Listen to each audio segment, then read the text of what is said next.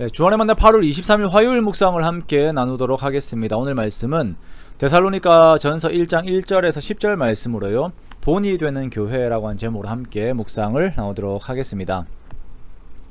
오늘부터 우리는 데살로니가 전서를 함께 보게 됩니다. 자, 데살로니가에 세워진 예수 그리스도의 교회를 통하여 오늘날 우리들의 교회의 모습들을 함께 바라보고 말씀 가운데 주님께서 원하시는 방향들을 향하여서 함께 나아가는 우리가 되기 원합니다. 데살로니가는 마케도니아 지역에 있는 교회 도시입니다. 그 도시에 세워진 교회가 이제 데살로니가 교회가 되겠지요. 마케도니아의 큰 관문인 빌립보를 지나서 데살로니가를 지나게 되는데요. 바울이 2차 전도 여행을 하던 중에 환상 중에 마케도니아 사람이 나와서 우리를 도우라 라고 하는 이런 말을 하죠. 그 환상을 보게 됩니다.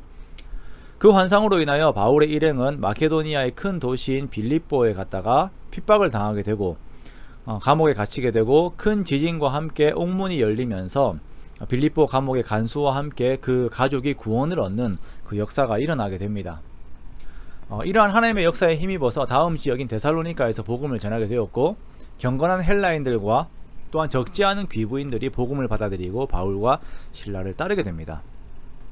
자, 그러나 여기에서도 유대인들의 핍박으로 인하여 빨리 이곳을 떠나게 돼요. 그리고 자신이 세운 교회에 대한 소식이 궁금했던 바울은 염려와 함께 디모데를 데살로니가에 보내게 되지요. 그렇게 디모데가 가지고 온 소식은 데살로니가 성도들의 믿음과 그 사랑에 대한 소식이었습니다. 자, 이 소식에 바울은 기뻐하고 감사하면서 데살로니가에 편지를 쓰게 됩니다. 그 편지가 함께 보고 있는 데살로니가 전서입니다.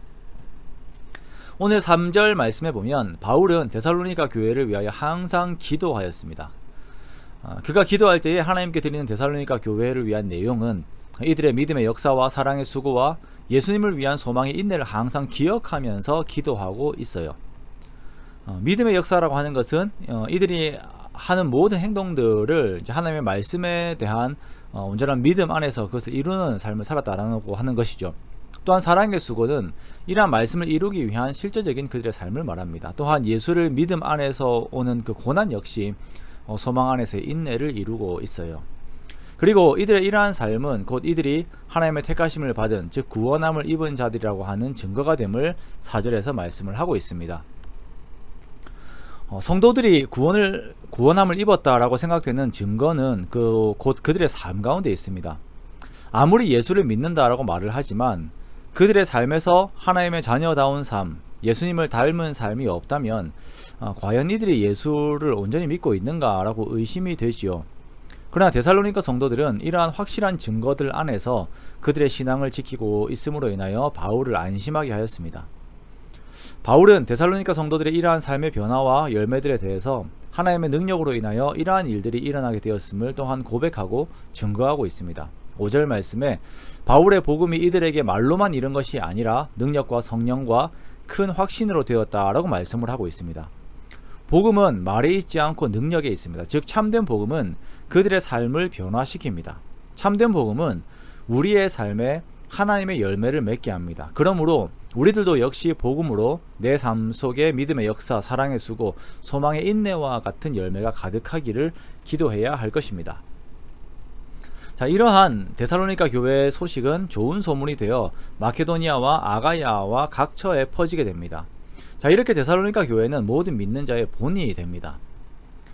이들에 대한 더욱 구체적인 소식은 바울이 데살로니가에 들어가게 된 과정, 또한 이들이 우상을 버리고 하나님께 돌아와 하나님을 섬긴 것, 예수 그리스도의 재림을 기다리는 이들의 태도로 살아가고 있는 이들의 삶의 모습 등에 대한 내용들이죠. 그렇다면 데살로니가 성도들이 그들의 삶에서 이렇게 좋은 소식을 만들어낼 수 있었던 이유는 무엇일까요?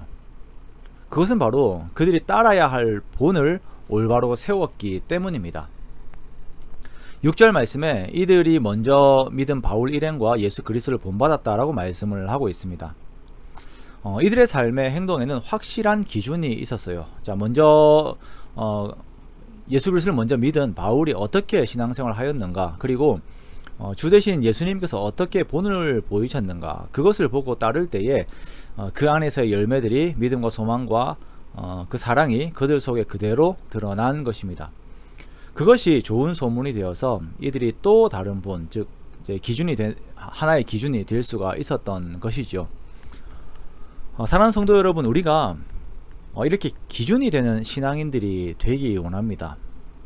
누군가 우리를 보았을 때에 하나의 표본이 되는 그런 자들이 되기 원해요. 나를 통하여 예수님을 드러내는, 또한 나라고 하는 아이콘 속에 예수 그리스도의 내용이 들어있는 우리가 되기 원합니다. 그렇게 한 번 주어진 우리들의 삶 속에 예수님을 드러내는 그런 귀한 본이 되는 저와 여러분의 그런 복된 삶이 되시기를, 그런 또 오늘 하루가 되시기를 주님의 이름으로 축원합니다.